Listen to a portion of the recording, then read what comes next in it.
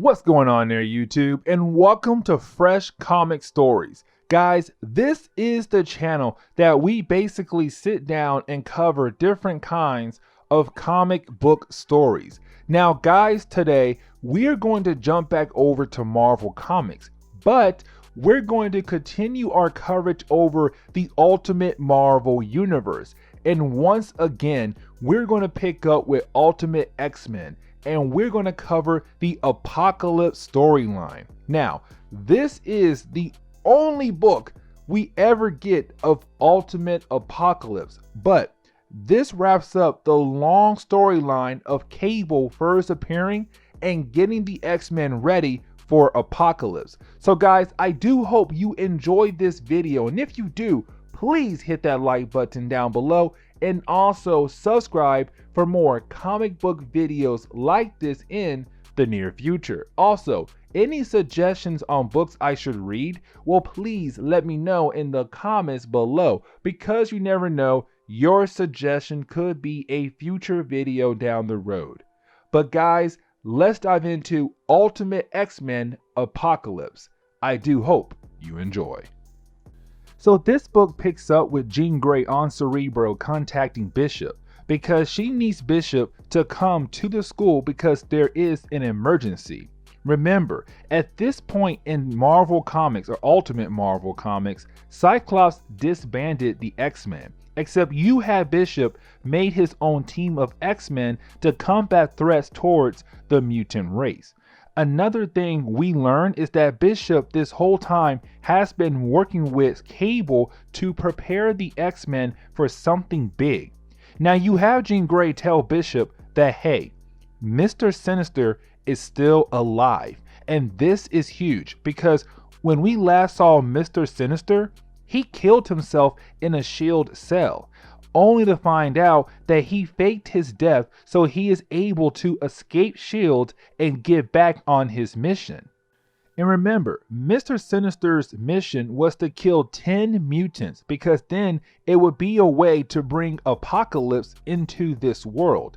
Now, the first time we saw Mr. Sinister, he already killed about 4 mutants. And so he would have to kill 6 more mutants, and then he'll be able to bring in Apocalypse. And this is where we see him in the sewers. And this tells us right off the bat that he is near the home of the Morlocks, well, close to it. But he finds the mutant Leech, who is part of the Morlocks. And you have Sinister use his powers to control the mind of Leech and make him show the home of the Morlocks. And this is where we see him find the home of the Morlocks. Now, as soon as he walks in, you have Nightcrawler see him and freak out because Nightcrawler knows who this man is. He fought against Mr. Sinister beforehand and knows what his goal is. And if you're wondering why Nightcrawler is here with the Morlocks, Nightcrawler left the X-Men to join the Morlocks and then became their leader. Beside the point, you have Mr. Sinister begin to go on a killing spree on the Morlocks.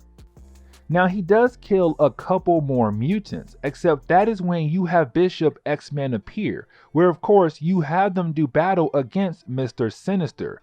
Now Mr. Sinister is actually able to give them a challenge, mainly because he has the powers to control people's mind. Also, he is a capable fighter as well. And so he is able to give them a challenge. But at the end of this fight, he only needs one more kill. That is it. And so he goes for Dazzler, thinking she would be an easy kill. Of course, you have Angel save her, because in this universe, they are dating. Now the plan here is for Storm and Dazzler to hit Mr. Sinister with a powerful blast with the combination of their powers. Except right when they're about to hit Mr. Sinister with their attack, Bishop hits Dazzler and Storm, causing them to miss hitting Mr. Sinister, letting him get his last kill in, which is Angel. Angel dies and Mr. Sinister gets his 10 souls. Now Wolverine saw what Bishop did, and this makes Wolverine angry because it led to the death of Angel. Now, Mr. Sinister was able to do the one thing he has been trying to do this whole time. And so you have Wolverine stab Bishop because Bishop is a traitor in his eyes. Except you have Bishop tell Wolverine he does not understand. He had to do it because even if they stop Sinister now, Sinister would come back in a different way. This is where you have Mr. Sinister's body float to the surface of the city, where his body is changing forms because again, he was able to kill off 10 people. And so with that happening, he is now able to bring in Apocalypse. And so his body transforms, and this is where we get our first appearance of Ultimate Apocalypse. And heads up though, this is the only book we get this character ever in Ultimate Marvel. They don't even try to bring him back at all. Now this leads to Wolverine trying to rally the X-Men that is left around him to go get revenge for Angel. No one cares for Bishop because in their eyes, he is a traitor. And so you have Wolverine try his way of getting them pumped up and to get back out there to fight against Apocalypse. Now we know how this is gonna go down. It's an actual beatdown. Like when they get to the surface, Wolverine goes in first because he thinks he will be able to kill Apocalypse off easily. And Beast tries to tell Wolverine that this is no longer the Mr. Sinister they were fighting earlier. Except Wolverine does not listen. And so you have Apocalypse show how powerful he is by grabbing Wolverine and ripping his arm off. Like Wolverine's arm is gone. And remember, in the future, Wolverine becomes Cable. He lost his arm this way. Apocalypse ripped his arm off and his healing factor was shut off as well. Now you have Nightcrawler and the Morlocks reappear to help out with this battle. Now this section of the story was to show how strong Apocalypse truly is, because you have the last few members of Bishop's X-Men and the Nightcrawler Morlocks attack Apocalypse all at once. Apocalypse is able to take all of their hits at once and barely flinch. Like they got him on one knee and he gets right back up and then uses the same ability that Mr. Sinister had earlier, where he is able to control people's mind. And so he makes people from both the X-Men and the Morlocks fight each other. Now his powers being able to control people is not just happening in the small area around him. He is able to use this power in a wide range. Now this is where we learn that his powers only allow him to control mutants, because we pick up with Spider-Man and Kitty Pryde, and we see Kitty Pryde attack Spider-Man out of nowhere because she is a mutant. And that idea continues to show because we pick up with the Fantastic Four, where they see explosions from the X-Men and Morlocks fighting against Apocalypse from a far distance. And they decide to go over there and stop this fight. Except when they get in their Fantastic Four jet, it gets blown out of the sky by Cyclops and the old X-Men team, where this begins a battle between the Fantastic Four and the X-Men, showing that Apocalypse powers were able to bring the X-Men to this battle and have them fight against each other or against other heroes. Then you have S.H.I.E.L.D. jump into the battle as well. And remember, at this point in Ultimate Marvel Universe, Carol Danvers is the one in charge of S.H.I.E.L.D. Now they come in and see what is happening and realizing that Apocalypse is the one causing all of this madness. And so you have S.H.I.E.L.D. fire almost everything they have and send him flying across the city. And this again just shows how powerful he is, because this man just walks out of the crater, just showing he is still alive and well, and he is ready to continue this battle. Now Jean Grey starts to realize who is controlling her, and she is freaking out. She wants to know what she can do to stop him and finally end this madness. Except when she looks over to somewhere else, a portal opens up and two more people walk out of the portal. This is where we come to find out that these two people who walked out of the portal are Cable and Charles Xavier. Now remember, Cable came to the past and faked the death of Charles Xavier so he can take Charles Xavier to the future and train him, because in Cable's future, Apocalypse rules the world. Everything is gone in the future. Also, the fact that Bishop was left here to train the current X-Men in the present day to get them ready for this moment. Cable and Bishop wanted to have a stack of options to bring him down. Charles Xavier and Cable tell the X-Men all of that, and now getting ready to move in to finally stop Apocalypse. And so you have Charles Xavier and Cable go in, and this is their big moment, because Cable trained Charles Xavier. Charles is supposed to be powerful enough to go toe to toe with Apocalypse. And this is supposed to be the big moment for Charles Xavier. Except you have Apocalypse just show Charles Xavier that he will never be on his level. Apocalypse just beats down on Charles Xavier and then continues on and beats down on Cable as well.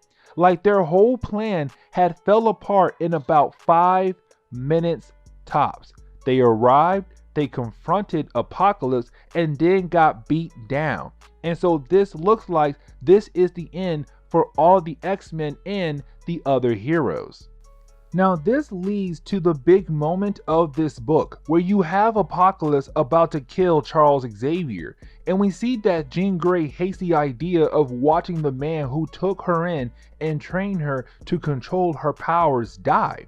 And so you have her get angry and let out the one being that the X-Men have on their side that can defeat the Apocalypse, which of course is the Phoenix. Except this time, it seems like her and the Phoenix are working as one and getting ready to fight against Apocalypse for one big battle. Now this is where we get the battle of Phoenix and Apocalypse, except it's really not a battle, because you had the Phoenix just show us in the X-Men how powerful she is. Now remember, this is a different concept of the Phoenix in this universe.